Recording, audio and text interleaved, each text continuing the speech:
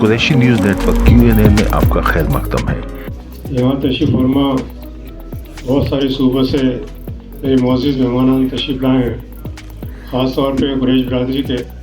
उन सबका यहाँ पे इस्तक़बाल भी करता हूँ और सब लोगों का मैं शुक्रिया भी अदा करता हूँ।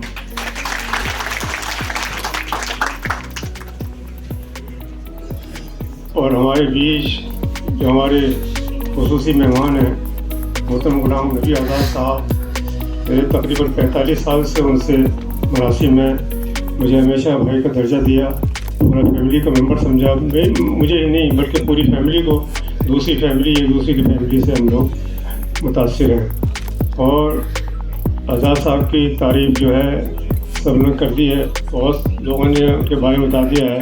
बस मैं इतना ही कहूँगा कि नहायत ही शरीफ इंसान, जब ये कांग्रेस में थे और कांग्रेस के बाद भी आज भी ऐसा लगता है जैसे उनका औरा बाकी है और आज भी उनको लोग इज़्ज़त की नज़र देखते हैं। उन्होंने पूरे हिंदुस्तान के अंदर जो कारनामे अंजाम किए हैं, ख़ास तौर पर जब कांग्रेस पार्टी में थे, हमेशा पार्टी को जिताने की कोशिश की। हालांकि सलमान साहब भी उनके साथी हैं, तो इन लोगों का एक बहुत बड़ा रोल जो है पार्टी के अंदर रहा है। पार्टी कोई भी हो, लेकिन उन्होंने कौम की खिदमत की है और कोई छोटा हो बड़ा हो उसके लिए हमेशा आगे आगे कदम बढ़ा के चलते थे, लोगों को साथ लेकर चलते थे। उनकी तारीफ़ में तो बहुत कुछ है, किताब लिखी जा सकती है। उनका बायोडाटा देखें तो बहुत सारे पेजेस के अंदर है। और मैं ये ताल्लुक़ भी जानता हूँ, जब Mrs Indira Gandhi prime minister थी, उससे पहले भी उसके बाद भी, तो उन्होंने हमेशा आज़ाद साहब की और उनकी पूरी फैमिली की बेपनाह तारीफ़ की। और मुझे याद है वो हमेशा ये कहती थी कि मेरा तीसरा अगर बेटा है तो वो आज़ाद है, यानी एक राजीव गांधी और एक संजय गांधी और तीसरा आज़ाद। वो हमेशा इतनी इज़्ज़त देती थी और हमेशा उनको मशवरे बुलाती थी, उनसे एडवाइस देती थी। ख़ास तौर पे ऑर्गेनाइजेशन के अंदर उनका एक अहम रोल रहता था। सलमान खुर्शीद साहब भी मेरे भाई के बराबर हैं, उनकी भी कारकर्दगी सबको मालूम है। वो भी बहुत बड़े मनसब पर रह चुके हैं। अब चूँकि मुझसे इंदिरा गांधी की बात हुई, जब वो वापस आए थे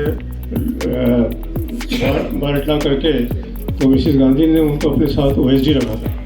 मेरे ख्याल से मैं सही हूँ तो उनकी खिदमत जो है वही मिसेस इंदिरा गांधी के टाइम से चली आ रही हैं और बहुत सारे ओहदों पर फाइज रहे, कई मिनिस्ट्रीज़ के अंदर काबिज रहे और उन्होंने बहुत काम किए।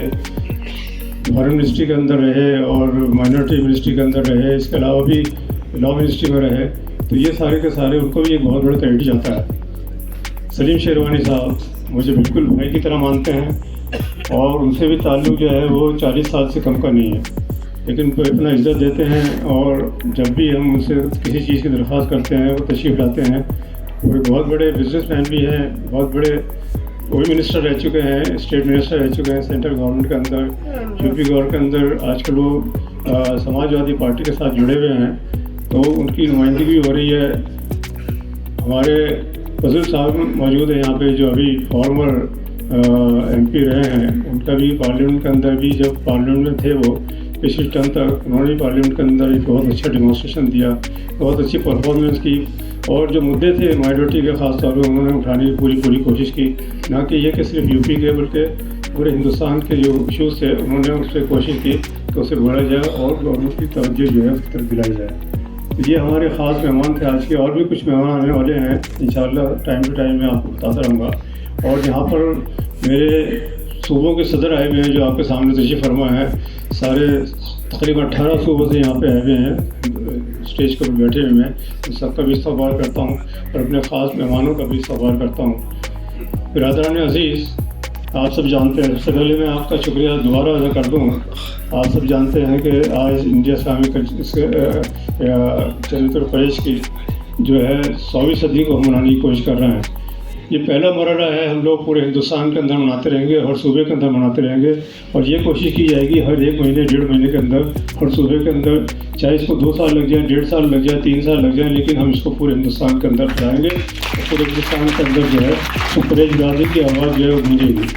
क्योंकि आप जानते हैं सब ठीक है, हमारे कुछ मसाइल भी हैं, वो सरकार की तरफ हम उनकी तवज्जो मज़बूर कराते रहते हैं, लेकिन इस वक्त वो हम बाद में जब अगला सेशन शुरू होगा उस पर डिस्कस करेंगे।